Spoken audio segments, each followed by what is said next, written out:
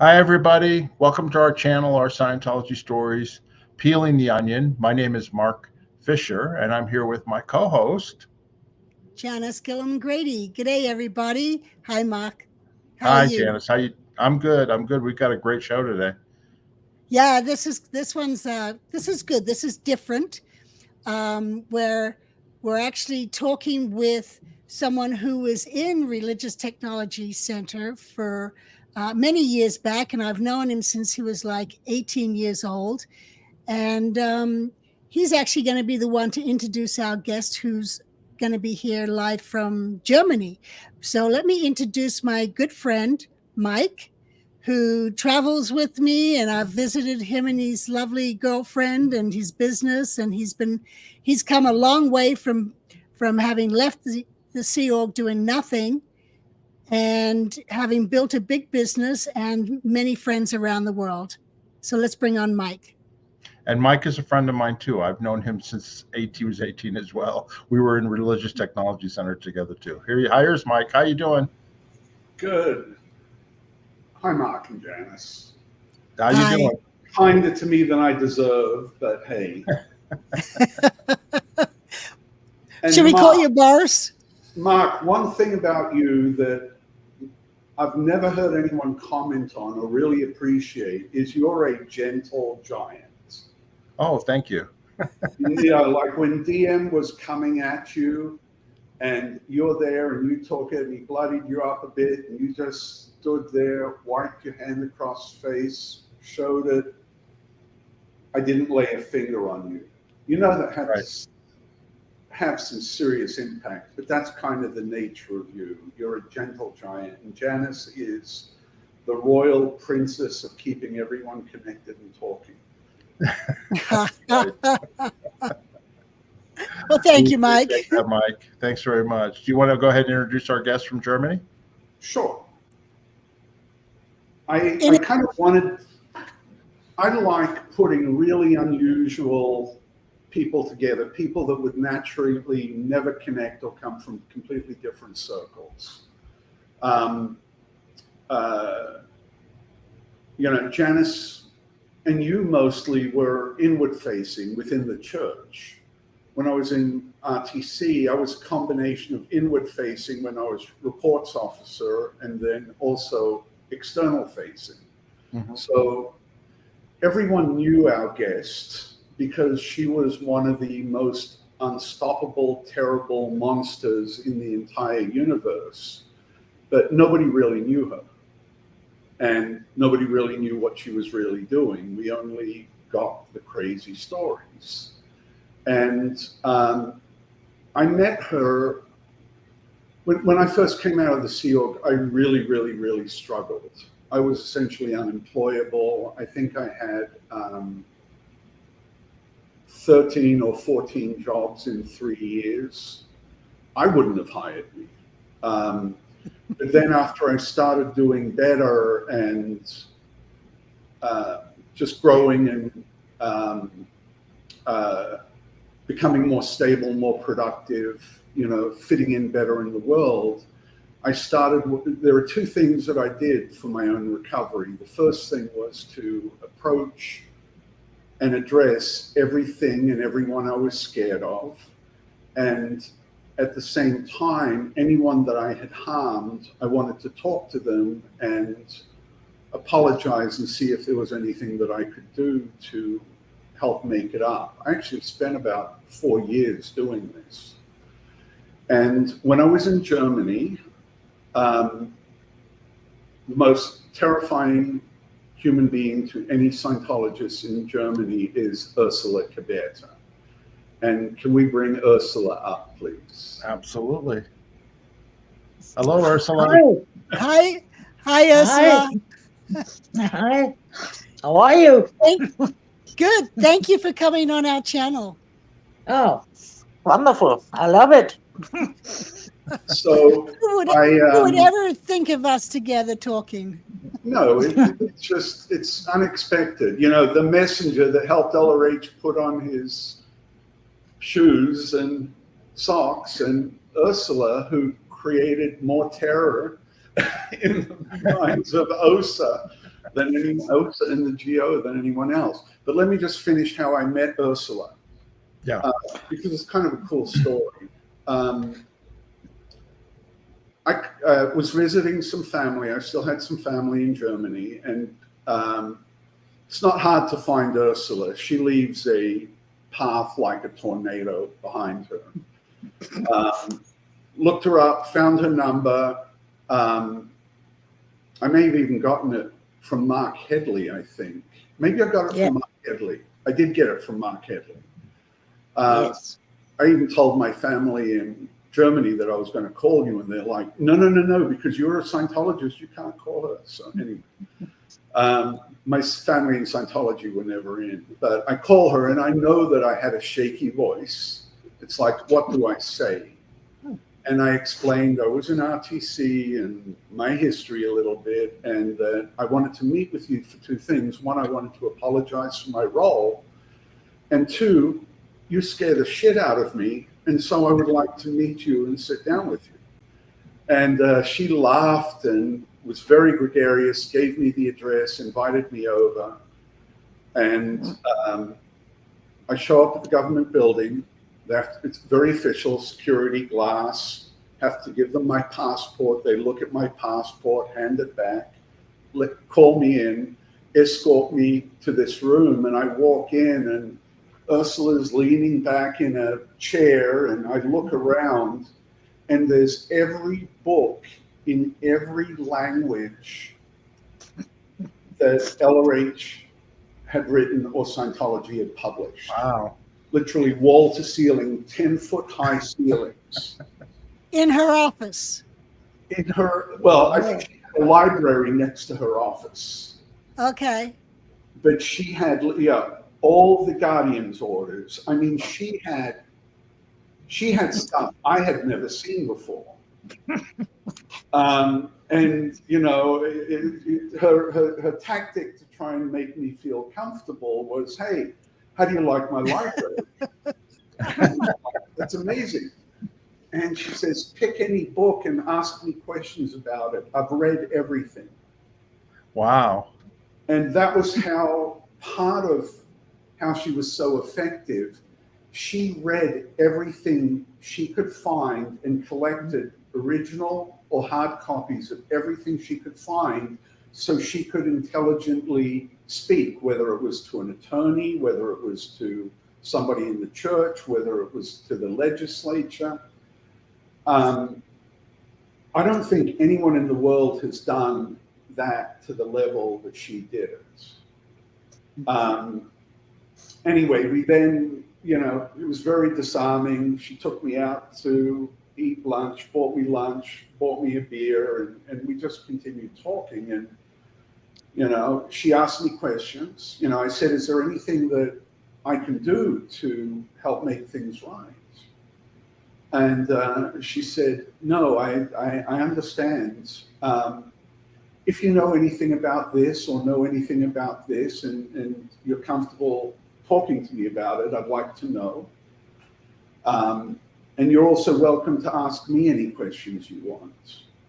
And it was completely, it was incredibly easy to talk to her.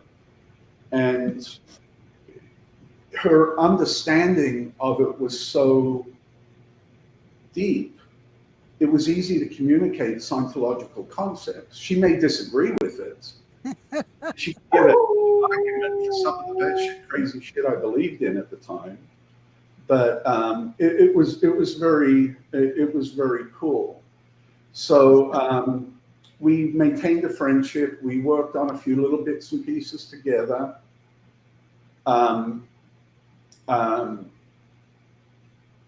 Met her family. She met my family. You know, we did German Christmas markets together a couple of years. She took us out to the Reeperbahn. Reeperbahn, yes. Reeperbahn. Christmas on the Reeperbahn. That's where you get your little mugs with Santa in naughty poses. Oh, okay. Red light district. And Oh, you know what I just remembered? I'm going to share one little story, and then I'm going to hand her over to you. Do you Okay. Mike, just one thing.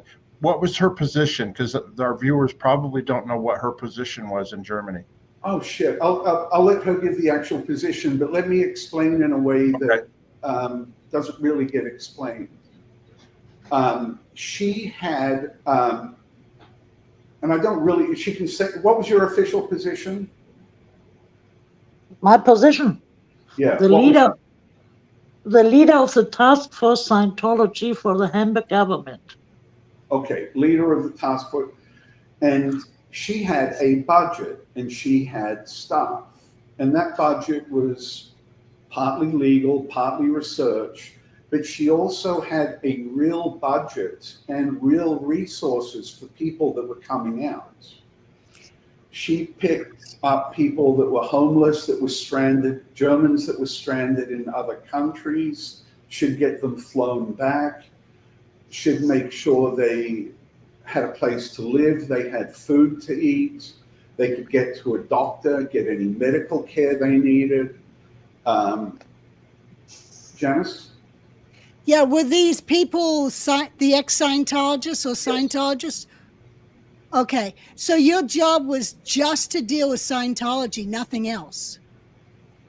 Yes, the first time. Yes, this was the idea, because I was member of the parliament in the Hamburg parliament, and then we had, yes, some people came to me and asked for, because Scientology, it was Scientology in Hamburg. I had no idea what it is. I never what it is. But then came people and told us that they have problems with this organization. And to that time, it was the 80s, 87, 88 starts. They wanted to create schools nearby Hamburg in another state, Schleswig-Holstein. Hamburg is a state, and we have 18 states in Germany. And I was member of the parliament, and then they wanted to create schools. And I said, okay, what it is, what it means. And then I told to my people working with me, like a member of the parliament, have a look, have some information or some people who know something about this group or whatever it is. And then we invited the people who wrote some letters to the parliament, to the government, with problems of Scientology. And I said, okay, invite them. I think it was 20 or 30 persons, I don't know, I don't remember. We invited them to talk with them, because to have more ideas what it is. And then there came not only 30, was more than 100 came to this first meeting in the city hall in Hamburg. And it was ex-members, attorneys, people, families from members in Scientology, more than 100. And I was sitting there and thinking, okay, what I have to know, what I have to read, what is going on in there. And then they brought me the first book, okay, Dianetic, okay, and some course materials. And the most important or most interesting material the first time was the book Ethic of Scientology, and the course material for this. And I read this and I said, what kind of language it is? It's not German, it's not English, what it is. And because Scientology is a known language, you have to understand L. Ron Hubbard if you have to translate it, Right. And because ethic in German means another thing like L. Ron Hubbard means. And so I learned what is this? And so I said, okay, this is nothing. It's a serious thing because it's political. It was what I thought. It's political. It has nothing to do with believing system or something. It's to get money to bring Scientology in the world. And so I started, and I invited the people to came, and they brought me more material and told me a lot. And then I started in the parliament to discuss Scientology. And then I told Mike when we first met the first time, and then I don't think maybe 4 or 5 weeks, some also people waited in front of my house where I lived in Hamburg. I didn't know that OSA, I had no idea that OSA exists. And they came, said, "You are Caberta?" And I said, "Yes, yes, you have to finish your work against my religion." I said, "Okay, what kind of religion it is?" "Oh, you know it, you know it." And this is why I started my work. Because for me, it's very normal to discuss a group who is doing something and acting in Hamburg. And then they were so aggressive. And I said, okay, that's interesting. I know nothing, or no, not a lot. And now they are attacking me in this way, waiting in the night when I'm coming home. And then the next or 2 or 3 weeks later, another boy came in front of me in the street where I live with a knife in his hand and said, "I have to kill you." And I said, "Okay, why?" So, and he said, yes, I have to kill you. You are bad. And I said, "Okay, and you are who?" And then he said, "Oh, you are bad. You are bad." You know, something like this in German, very bad words. And I said, "Okay, and what? What do you want? You want to kill me? Okay, come on." And then he said, "No, I can't." And then he went away. But this was the first. Yes, the first things what they did with me, but also in Germany. And I said, okay, if they are so angry, if they are so aggressive for nothing, because I did nothing for this moment. I was discovering, Right. I was reading, I was meeting with some families, what happened to them, with the people, and so nothing. And I said, okay, now this is a group we have to look behind the doors. You know what I mean? Very smart of you. Yes. Yeah. Now, what time period was this? The 80s, 88, In the 80s, 80s. 80s, yeah. And Mike, and so wait, you were Mike wanted to finish the story, I think, Janis. No, yeah, but no, late 80s. But you know, Ursula and I have had a similar conversation over beer. And when you're over beer, the conversation is always better. well, where's my beer?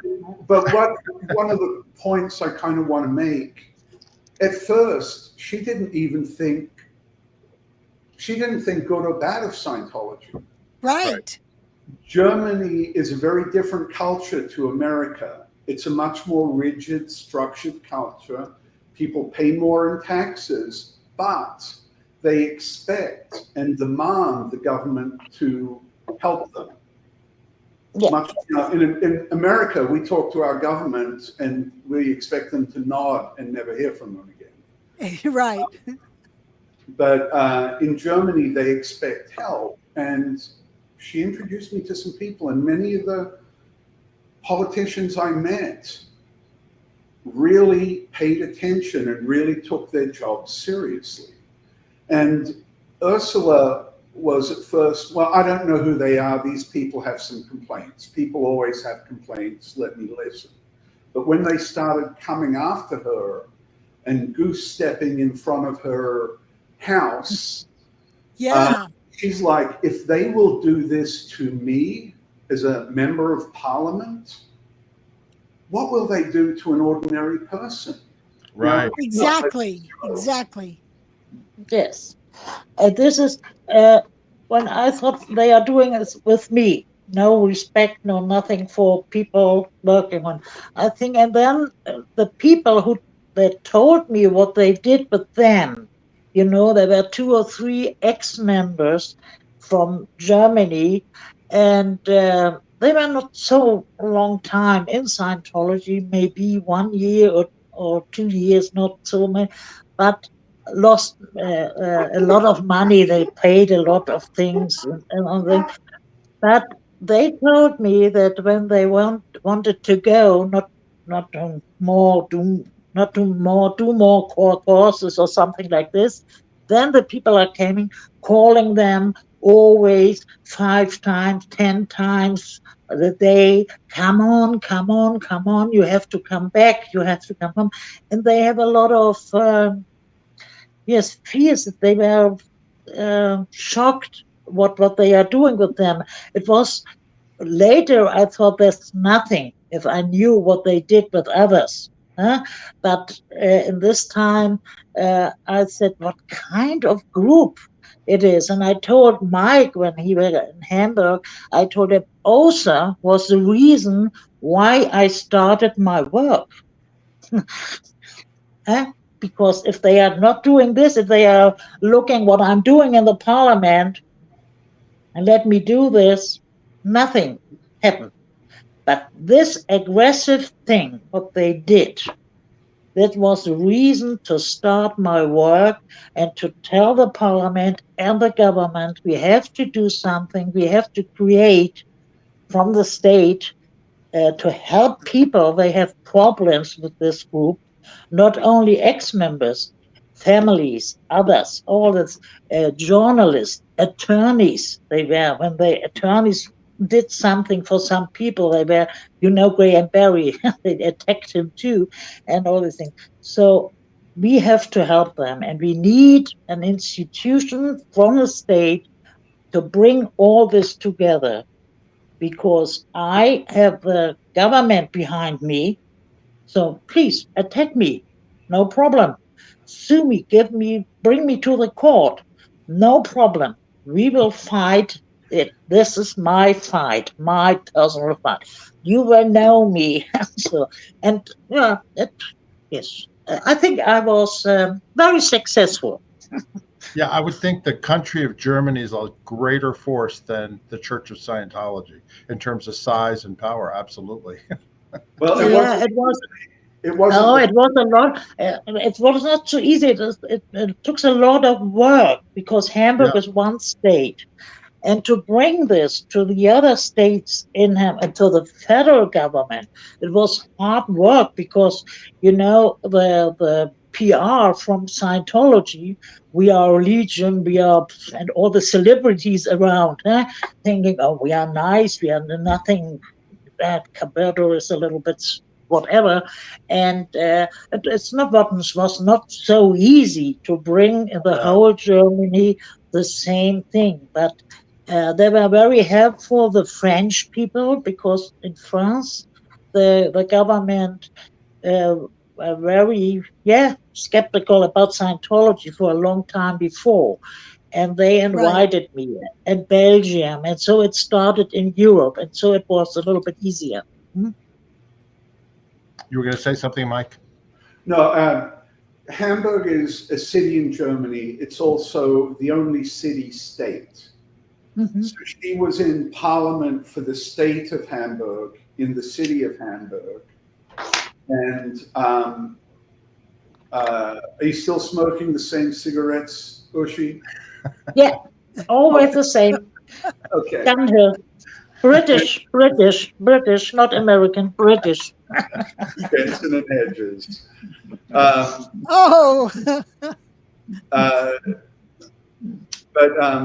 So she started in the state. It took years to get the whole government unified across the country. It took a lot of work. It wasn't really fast. Yeah. And the whole time it was so helpful, the ex-members, when I established my office, officially in 92. I had a phone and a desk and a chair, nothing else. I was looking for my people working with me, and then the government gave a phone number. Now Caberta is on the phone, and you don't know from the first minute, but the phone number was in the newspapers was everything 5 minutes.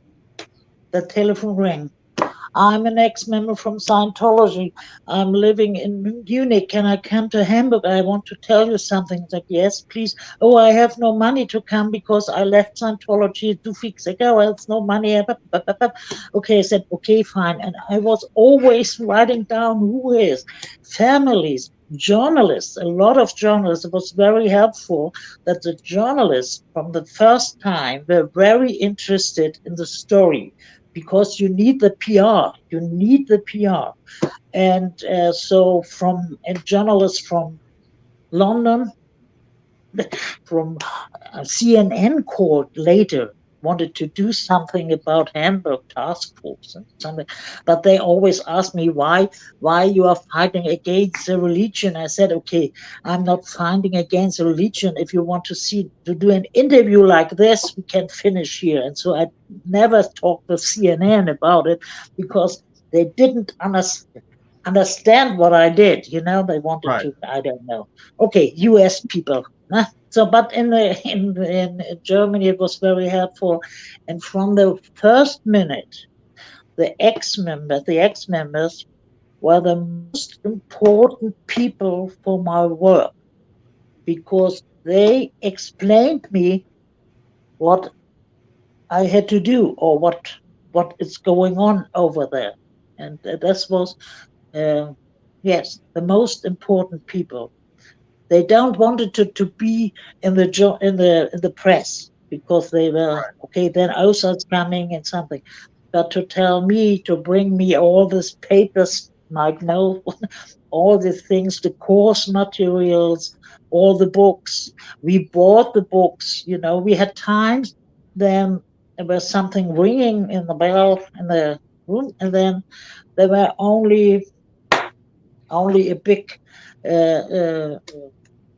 luggage with books, materials from Scientology. We never knew who brought us, because only in ring comes luggage there, and then my people working with me. Oh, look, Uschi, there's a new book. What kind of book is this? And all these things. And I read all these Hubbard things. It was horrible to read all this. I don't think that you read so many things like me. Let me ask you a question, Ursula. When you were Yeah. reading these books, did you have ex-Scientologists to explain some of the terminology of what, because there's a lot of words that L. Ron Hubbard's created that you wouldn't be able to look up in a regular dictionary. How did you get around that? Okay, this is okay. In all books there is a dictionary to translate the Scientology word in a real word. And Okay. I remember when I read the first book, Dianetic, and I read it with the eyes out of Scientology. Scientologists are not reading the books; they are doing the courses. They are doing the courses. They are not reading the books. And if they are reading the books, they are reading it with the eyes from inside. But if Right. you're reading it from outside, you are reading it in another way. And Right.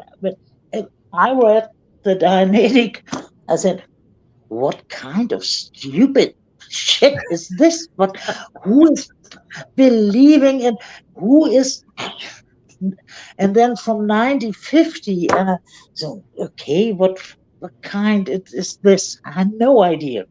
And but other books more, and so on. It was always the same.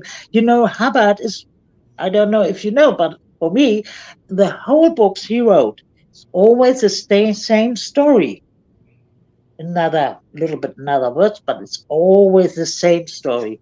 And the more interesting for me always were the course material.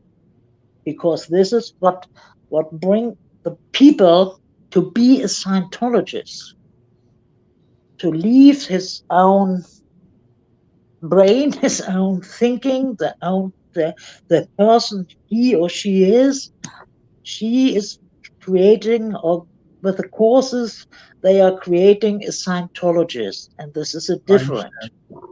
Yeah, you Yeah, know a what I course mean. material, a Right. course material has materials, issues, and policies written Yeah. by Hubbard, and also demonstrations, clay Yeah. demonstrations, practical, and it's basically to train you to do Yeah. whatever it is that course is Yeah. about, as opposed to just reading an L. Ron Hubbard book. It is Yeah. a different Yeah. experience, This absolutely. is a very you- different. Yeah, you also had to be checked out on it to make sure you understood it properly, Yeah, which it's then more, of course. ingrains it even Yeah. more. Yeah. Yes.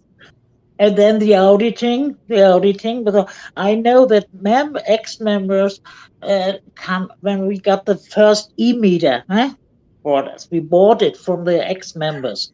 We not paid them the money they paid, but a little bit we got paid the e-meter. And I said, okay, what's this? My goodness, what is this? There is some canes and whatever. And then an ex-member, OT5, I wrote a book with him, my first book I wrote with him, Gunter Träger. He saw this, oh, you have an e-meter, wonderful. Uschi, let's try. I show you how it works. I said, okay, Gunter.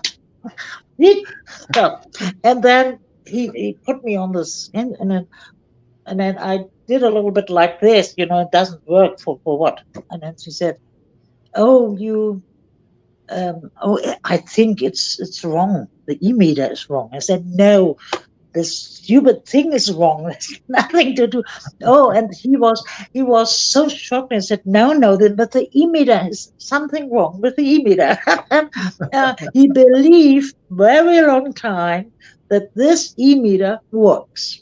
And a lot of ex-members needed a lot of time to understand for what this e-meter is, to control the person in Scientology. It's like the Stasi in the DDR. They had not an e-meter but other things to control the people. Right. Yeah. But a lot of ex-members need time to understand what happened to them with all these things they are doing in Scientology. Right. Can I ask you a question about two ex-members that were really close friends of mine that I was in touch with at that time? Stacy Brooks, you know her as Stacy Young, and her first husband, Vaughn Young. I don't know, did you ever deal with Vaughn and Stacy Young? Yes. Vaughn was the first ex-member I invited to come to Germany. Mm-hmm. He, I don't remember how we contacted him. It was, I think we got information from ex-members in Germany that Vaughn Young is out, and who is Vaughn Young. I knew to that time a lot of things about the person they were in, and so I invited him to come to Hamburg, and he came. And I didn't know, it was in 94, 95, something like this. And because we had a lot of papers, original papers from in English from the US, and he came, and because I didn't know what Scientology will do when we invited the first time someone from the US, we had the police with him and brought him to a place where nobody knew where he is. He didn't like it because he wanted to go to the Reeperbahn, Mike, and to other things. And he helped me a lot to see. I'm sorry, Ursula, let me explain to the viewers who Vaughn Young was. Okay, Vaughn Young was in the Guardian. He was the spokesperson for Scientology, similar to Mike Rinder later years. Vaughn was in the Guardian's office, in the late 60s, The all through the 70s. 70s.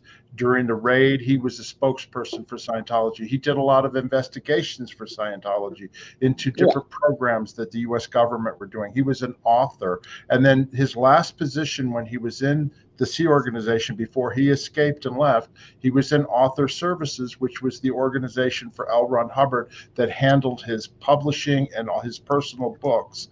And Vaughn is the person who actually edited Battlefield Earth and Mission Earth, the big 10-volume science fiction deal, right?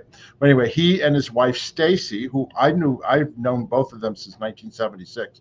She also worked at Author Services, and then she was my colleague on the rehabilitation project force. So Stacy and I were tight for years, and then they left and they started speaking out against Scientology and also acting as expert witnesses for some lawsuits that were being done in the early 1990s. And nobody was doing that in those days. They were kind of the first ones to do that sort of thing. Yes. And that's how they connected up with you, right? Yeah. And Vaughn explained me a lot of things. This is Scientology, that's real, because we got so many papers, and I didn't know, is this real or is it not? Maybe some facts, how Scientology is working. And they said, okay, forget this. This is the most important things. And to that time, we've got the first time the OT materials, Right. OT1 to OT8. And then I said, okay, and what is this piece? What is it? Oh, very interesting. And so we talked about and about all these things. She knew, and then he was the first. I brought him to a prosecutor in Hamburg because we had to that time a lot of things, what a little bit criminal it was, and he explained to the prosecutor in Hamburg why Scientology must be criminal to be successful, and it was very helpful. One was very helpful. Yeah. Well, at that same time, Mark, wasn't Vaughn have a OSA operation on him where they were? Oh yeah. They actually killed his animals or something like that? Yeah. Dave Yeah. LeBeau, Janis, after us in Las Vegas. Janis and I lived in Las Vegas after we left the Sea Organization, and Miscavige sent OSA. They sent in private investigators to infiltrate the company we were working at, become our friends, to spy on us. Well, we eventually outed this guy, and then he became their #1 private investigator. He then went up to attack Vaughn and Stacy Young when they were up in Washington State, and they did all sorts of different fair game, really serious stuff against them. A lot of things happened. Yeah, I know. Yeah. And when we came back from Germany, from Hamburg, he gave me a call later and said, okay, now, thank you for this. They know that I was with you, and now they are attacking me. And Stacy was very nervous, more nervous than him. And he was, and yes, and I invited him 2 times more to come to Germany. And then he was in talk shows in Germany, and the French government invited him to explain. He was, because he knew so many things from inside, from Aaron Hubbard, from David Miscavige, from all these things. It was very, very helpful, and we had a lot of nice times. We had one time we were in the hotel in Hamburg, and there were a bar, we were sitting on the bar, drinking a beer, and then came in Kurt Weiland. Do you know Kurt Weiland? Yes, Kurt Weiland. Kurt Weiland. Kurt Weiland. He was OSA or whatever in Germany or in Europe, or I have no idea. Kurt Weiland was some people from the Hamburg org. And I said, oh, look, who's there? To Vaughn. I said, oh, Vaughn said, oh, Kurt, hi, come on, have a beer with Ursula and me. Come sit down with us. And Weiland said, and the hotel people, because it was a hotel where Vaughn was in that time, and I told the hotel people, if there's some Scientologists are coming to harass our guests, they have to go out. And so there came 2 or 3 securities from the hotel and said, please, out, let the people alone. But one said, oh no, Kurt, let's have a beer with Ursula. She's so nice. Come sit down with us. And Kurt Weiland, no, he doesn't want to have a beer with me. I don't know why. So we had a lot of fun, we too. Yeah, absolutely. Just so you know, I mean, in the 90s, I wasn't out front speaking out, but I was speaking through Vaughn and Stacy. I mean, they were really good friends of mine. I visited them several times. And so I filled them in also on things about Miscavige and things that had happened after they had left and what was going on. But yeah, I was under the radar. I was not speaking out publicly because I wanted to, get on with my life and all that. But still, I wanted to try and stop because you know what it was like back then. If you stuck your head up, I mean, you were afraid of getting sued in the United States or to destroy you. It was different. The internet was just beginning, and it was not a big thing then. Yes, but Vaughn and Stacy, when she was with Bob Minton then together, and we are publishing some things too, like from the state. And one little brochure we did was about the RPF, and it was the first time that about the RPF is something publishing and officially from the state. And we did it with Stephen Kent. You know Stephen Kent from Canada? He was and he did it, and we Kent, yes, Stephen Kent. Kent, yes, Stephen Kent. He's at one of the universities in Canada. He was a yes, and he did a lot about the RPF and all these things, and so I invited him to write it for us officially, and then to present this little brochure, we invited Stephen, who did this work, and Stacy, to tell what happened in the RPF. And then they turned crazy. Stacy Brooks, Bob Minton, Stephen Kent, together in Hamburg, press conference. They were outside on the door. You know, Mike, the building. You already know the building. Look, there was some screaming, and it was horrible what they did. But the police, You're talking about Scientology. Scientology came in and went crazy on them, right? Scientologists. Yeah, always more crazy and more aggressive. And so that time, and then they sued us, me, or the state of Hamburg, that there's no RPF in Scientology. This brochure is not real. So I said, okay, wonderful, wonderful. Yes, the court says, yes, it's real. They sued us for, I don't know. And in one interview, I said, okay, what do you think? In the Spiegel, the Spiegel is the most important thing. Ask me what is Scientology, and things. Okay, a new form of mafia. And then they sued me for this word, mafia. And I saw this, and I wrote, you are. And then nothing happened more. It was, yes, I had a lot of fun.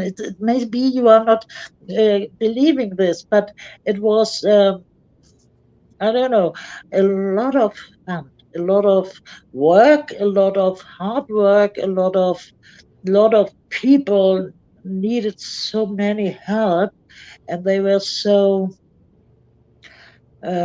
alone. Leaving Scientology alone, no contact to the family, and it was so hard to help them because they needed not only a place to sleep or to be, they needed to talk.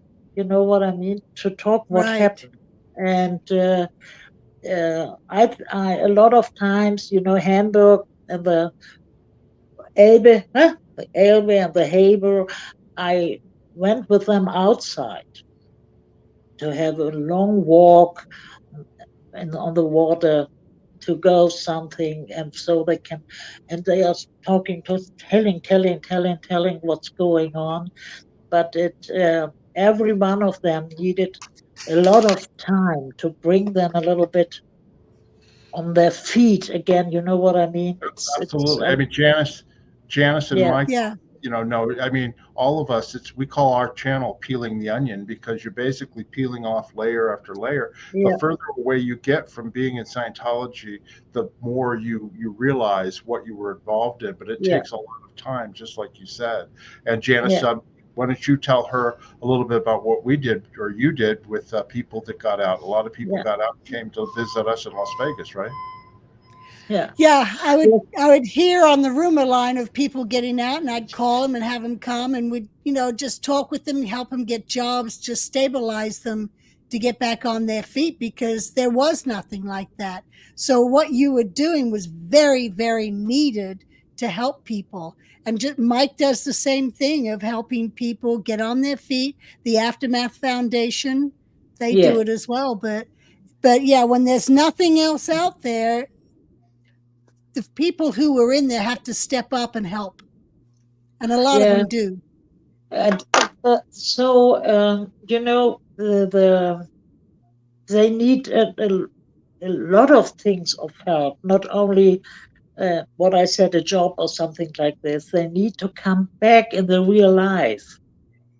This is Right. the real life. And okay, I think if I can tell you, it's a nice story, because we helped a young man out of Scientology. He were in Copenhagen. He flew from Copenhagen and came to Hamburg, and we helped him out, and a lot of time, but it works. It was okay.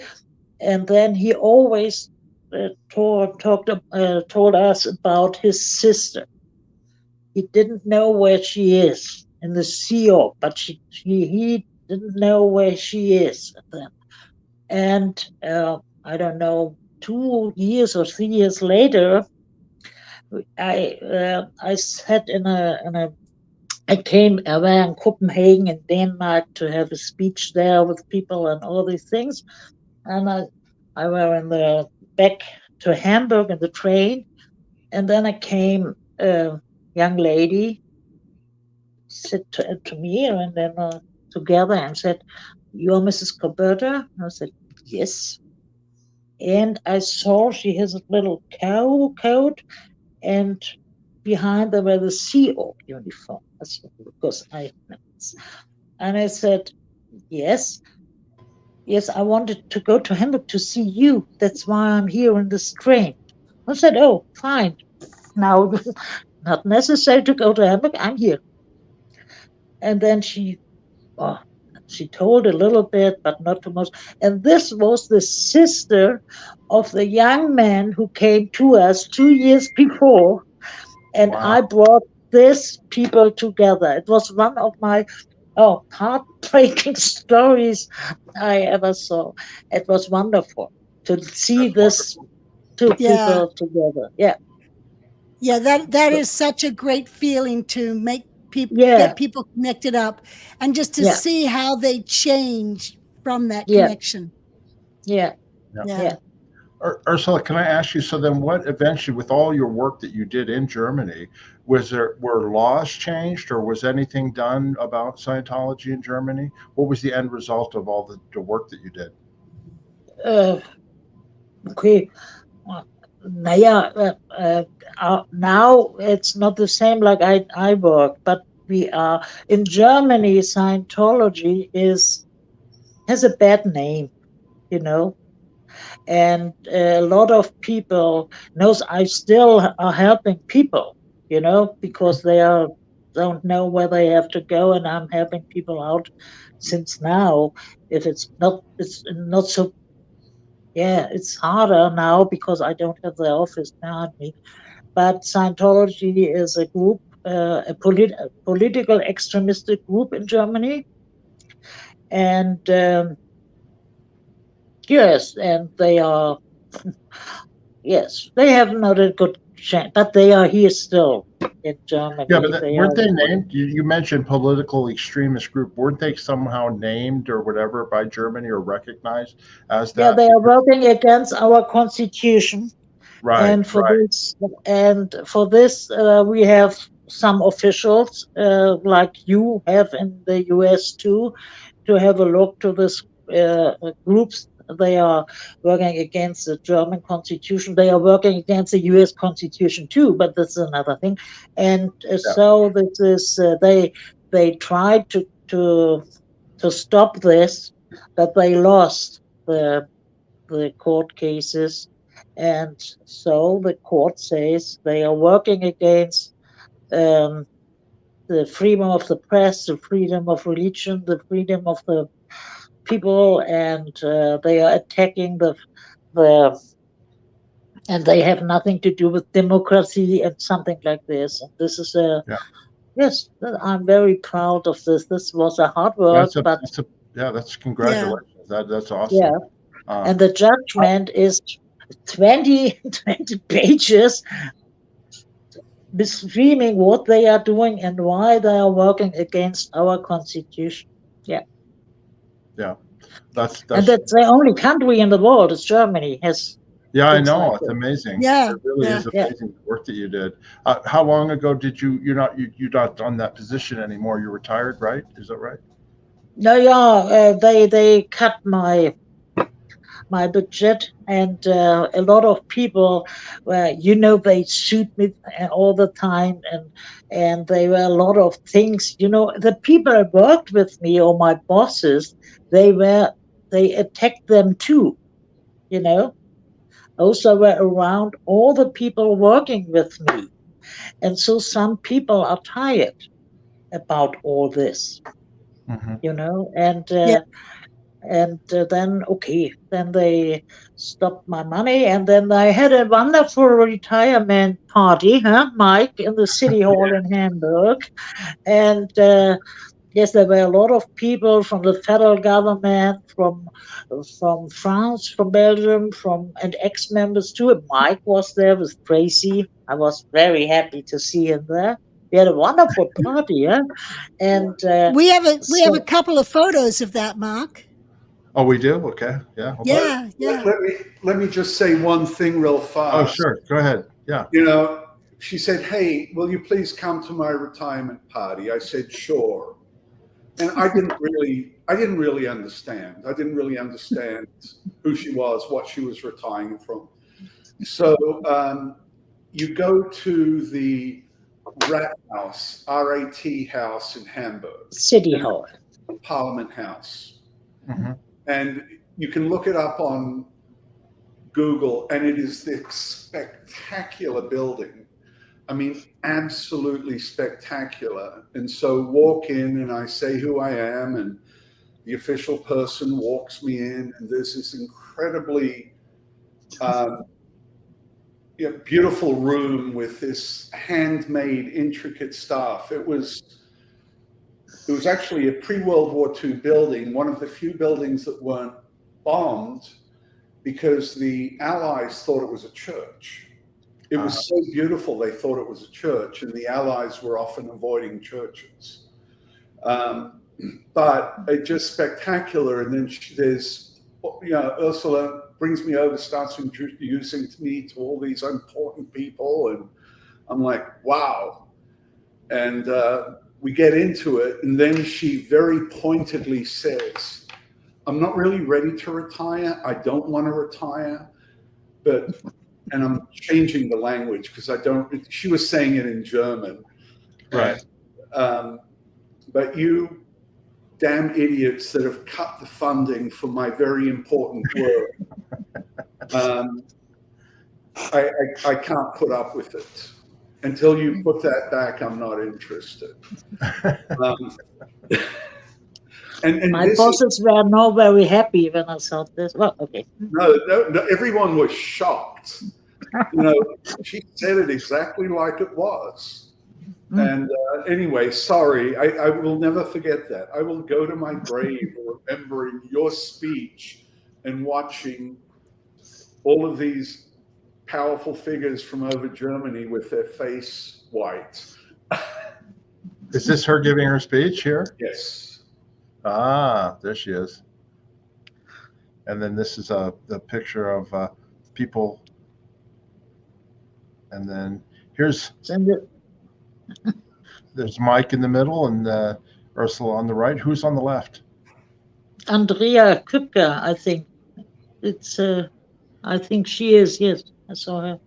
She is one who is helping people too. I did an inviting list with all people I wanted to see in this party. Yeah. It's Andrea, I think, yeah. He was an activist and was very involved in trying to help people through all of this. Ursula, did you, in your time, taking on Scientology and OSA, did you ever have any run-ins with Marty Rathbun or Mike Rinder when they were in charge of OSA or any of that stuff, or were you dealing more with other people in Scientology? Okay, Marty Rathbun. Oh, here I am. Huh? Yeah. You're here. Marty Rathbun. Yeah, yes, Marty Rathbun or Mike Rinder. Mike Rinder, yes, Mike Rinder gave interviews when he was also boss, gave interviews to German journalists because there were a lot of people doing some, and I said, you have to go to the US. And there was the checkpoint, you have to go to see what's going over there. And then Mike Rinder gave interviews about Caberta, about Germany, about all these things. When he came out, he said to a German journalist who did a very, very, very good documentary about OSA and for Arte, for the French and German television. And then I think it was his first interview when he were out. And the journalist, a good friend of mine, Frank Nordhausen, he did a lot of things in about Scientology and other groups, and asked him about me. And then Mike said, she was the pain in the ass. And I think this was a big compliment. Yeah.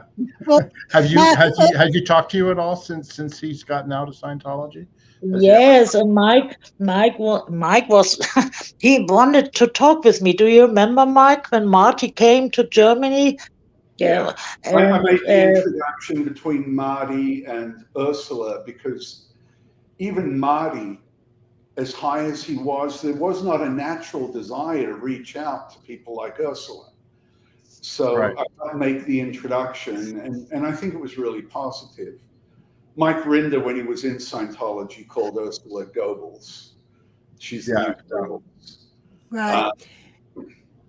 There's an interview that Amy Scobie did with Ursula where she actually shows video footage of when Ursula came to the U.S. and OSA being there to receive her when she arrived with their posters and their big protests and them yelling at her and calling her words that I can't even say on YouTube. But it was pretty nasty, the fair game operation they were doing on her when she came, to the point that, Ursula, wasn't your life threatened and that the government ordered you back to Germany for your safety? Yes, it was not only on the airport. They were around in the hotel the whole time. They were attacking me. They brought me to the court. I had 5 or 6 hours with Mr. Moxon and others, the lawyers, when they asked me about the Lisa McPherson thing, because 5 hours or 6, I don't know, with attorneys around me and all these things. And then I couldn't leave the hotel room when we couldn't stay in a restaurant because always around us, always screaming, always something. And then And I wanted to go to Fort Myers to see Hannah and Jerry Whitfield. I wanted to see more, not only because they were in Fort Myers, and so I had some plans about to see others. And then there came a call from the consulate, consulate. Is this an English consulate? German consulate. Consulate from Miami. I said, Mrs. Caberta, how long you want to stay in Clearwater? I said, oh, some days I want to go to Fort Myers. No, you have to leave the US immediately. We are not sure what happened to you over there. We can't help you. You have a flight from Fort Myers tomorrow afternoon to Frankfurt. And please leave the US. We are not sure what's going on with you if you stay more time. Then I told Bob and Stacy, so I have to leave tomorrow. Fort Myers. Fort Myers was very nice, so I could see Hannah and Jerry. They came to the airport, so we had a little hug and bye-bye. And the German government, I don't know, I asked later, they got some information they told me from the State Department. I have no idea. They wanted, so I had to escape from the US because the German government, federal government, and the state said, we can't help you if they are doing more with you what they did to that time. So it was, yes, I was leaving the US not on a normal way. And Right. Jesse and Bob and Stacy, when we went to Fort Myers from Clearwater, I don't know how many miles it is, how long, and we was a little bit late because there were also cars behind us, and Jesse needed to do some tricks to leave them, so it was a little bit. You're talking about Jesse Prince. Jesse Prince. Yeah, Jesse Prince. Yes, and and then we were a little bit late for the plane to get on the plane, and they were waiting. They were the order to wait to get me in the plane to go to Frankfurt. And yes, there were. I asked later the officials in our State Department in Germany, and they said it was better for you. We had to do something. I don't know what kind of information they've got from the State Department, from the US, or from the embassy of Germany, from Washington, D.C. I have no idea. They didn't tell me. It's better you are at home. So, and then they told me, please don't go again to the US. And you haven't? No. No. So okay. I escaped. It was yeah. You escaped like the rest of us. But you escaped to Germany. Yeah, I escaped to Germany. Yes. Who does that? And I was very happy to see Frankfurt. I think Frankfurt is not my favorite town in Germany, but to see Frankfurt, it was wonderful. Well, we've reached an hour here. Mike, is there anything else that you think we should cover before we end off here? What? No, it's. Oh, Mike. Yeah, sorry. No, it's, you know, I know all three of you very well, and you know, there's a lot more you guys could talk about. I'm trying to get another German Christmas market trip going, and Ursula. Yeah, I'd love to go to Germany. If we can get. Yeah, you canceled last year's, or what was it last year? Well, part of it, no. I think Ursula told me to cancel because something bad was happening that year. Either not. Well, was it the year before? COVID. Oh, it was the year before. It was after we went to Greece. We were all going to go to Germany, and then you canceled it. Yeah. Oh, that was because I caught myself on fire, or I broke my arm. So I broke my arm. That's what it was. I broke 3 shoulders in 2 weeks. Yeah. Right. But no, you guys, you have to meet. I have to share one quick story. Sure. Over the years, there was only one thing that I saw that really got Ursula upset. And I tried to help her on this project, and it was actually very exciting, but we didn't successfully conclude it. The German government gave political asylum to a German woman on claims that her civil rights were being harmed by Germany's persecution of Scientology. Ah. And it was very much a bullshit charge. Yeah. I mean, very much. And it really upset Ursula. She took that personally, and the German government took that personally. And so behind the scenes, Ursula set things up so that if there was anything in America with an American on religious persecution, the German government, tit for tat, would give asylum. And it's very hard to prove government persecution against a religion, but the government not taking action against Scientology, taking illegal action against ex-members is what we were working on. And I tried at one point to get Mike Rinder to look at it when they were really coming after Mike Rinder, when they were really coming after Marty.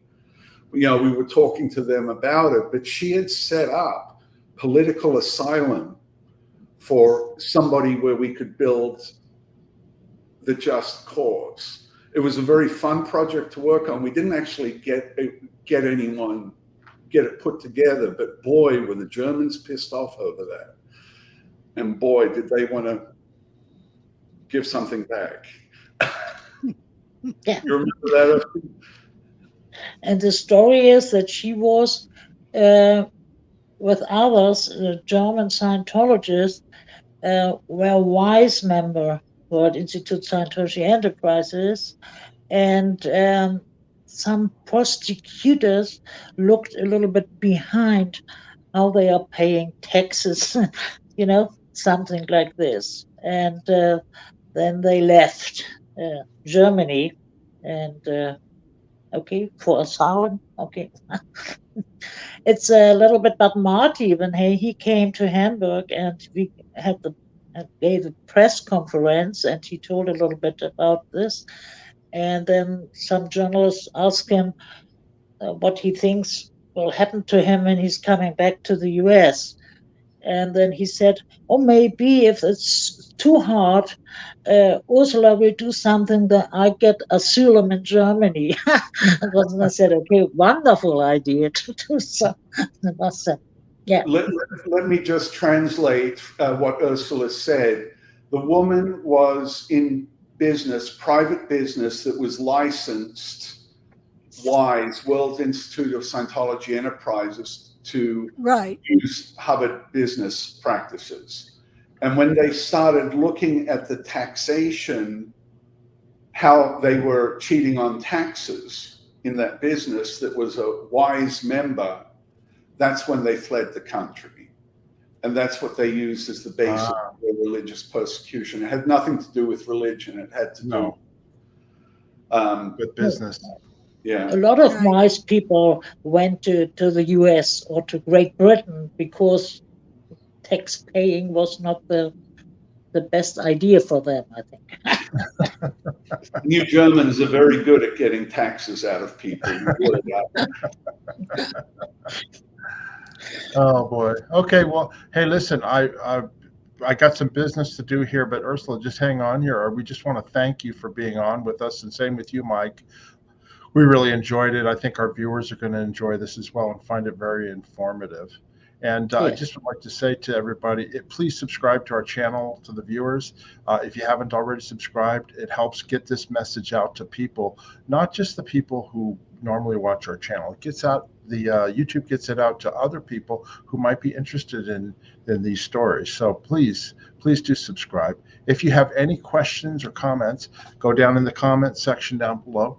Janis and I check them on a routine basis, and we will check them and answer them as best we can. And then if you'd like to donate to our channel, you can buy us a coffee. You just go down in the description. There's a link there. We appreciate any support that you might want to give by buying us a coffee. And that is that. Janis, Mike, and you have anything else you'd like to say? Our pleasure. Thank you for taking. And you are welcome in Germany. Come, please. We have a lot of time and fun, and a lot of fun. I've never been. I've never been. I want to come. Yeah, I haven't. I haven't either. So, Mike, you need to organize this up, and I'll come right along. I'd love that. Mike, a new job. Yeah, a new job. When you're not so overwhelmed and things are calmed down, Yeah, we can all put a group together. Let's see what we can do. Absolutely. It's always. Anyway, I'm going to play a little exit video. Hold on for a second, and we'll be right back. But until the next time, bye-bye, everybody. Bye-bye. Bye.